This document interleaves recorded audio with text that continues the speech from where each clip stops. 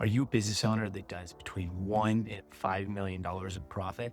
Then this video is for you. I'm going to walk you through a business case study of a business that exited doing 2.5 million of profit, left 5 million plus on the table. I'm going to share with you 3 things that we feel like they could have done differently. But first, I'm Steven. I'm the CEO of Perspective, and in my role, I get the opportunity to see under the hood of a lot of past and present deals. Now, before I walk through those 3 things, I want to give you some context. The first thing I want you to understand is there's a concept called the multiple range. Business is often valued as a multiple of its profits. So it could be 5 times $1 million. It could be 10 times $5 million. There is this range. The range that I'm going to be speaking about is 6 to 8x. That's a common range for a business doing $2.5 million of profit. So $15 to $20 million. Spoiler alert, they only got 15. They could have gotten 20 million bucks. Second, I want to explain the different types of buyers out there. So there are strategic buyers, there is private equity buyers, there is buyers who are trying to own a business by buying it rather than starting it. Lots of different types of buyers. And these deals look differently based on those buyers. A lot of sellers are surprised with the amount of cash they get up front. It could be 70, maybe 80% cash. There's often an earnout, and then there's either rolled equity or a seller's note, depending on the buyer. So rolled equity is a PE firm. They want you to participate in the fund, which, by the way, could be a major upside for you that we'll talk about at a different time.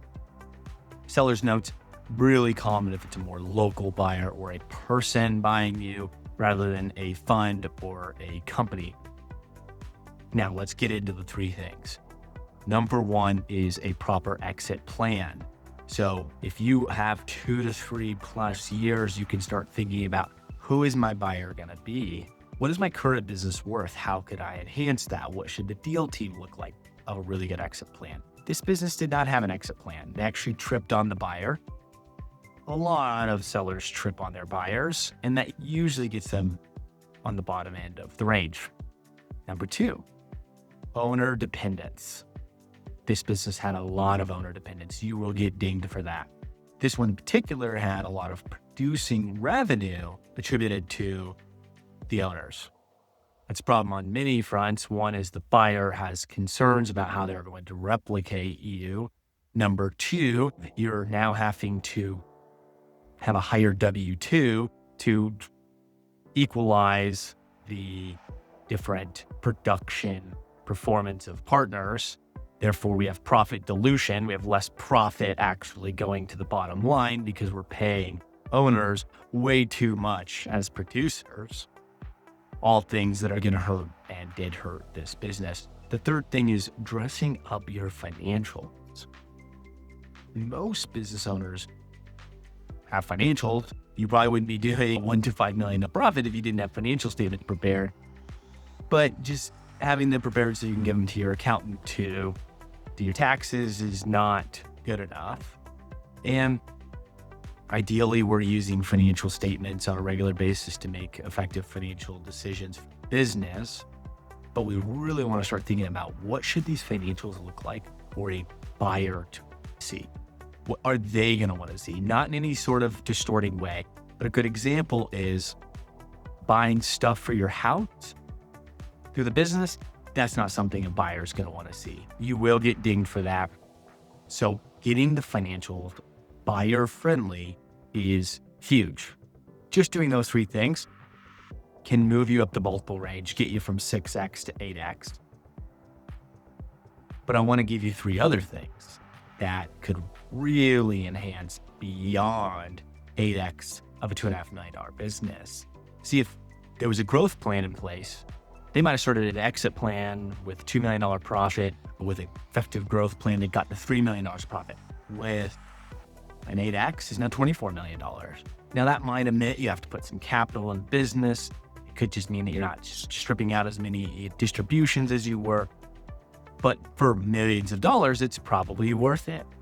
Number 2, is tax planning. Tax planning years out, not the year you sell it, or worse, post-closing like most business owners, leaving substantial tax savings on the table. And the third thing is employee retention. See, these buyers, they don't often want to run these businesses. They want the businesses running themselves. They'll pay a premium for running it itself. They want to be able to come in and move the chess pieces as they see fit. So having an employee base that is sticky, that is you're retaining and then recruiting great people, that is going to earn you a premium. Now, we've talked about a lot here, and you're probably wondering what's next. What's next is starting on an exit plan. Start building an exit plan. I'm going to be producing a number of videos following this that will walk through different parts of an exit plan, but that is your next step. And if you choose to take that road, it will likely pay you a premium.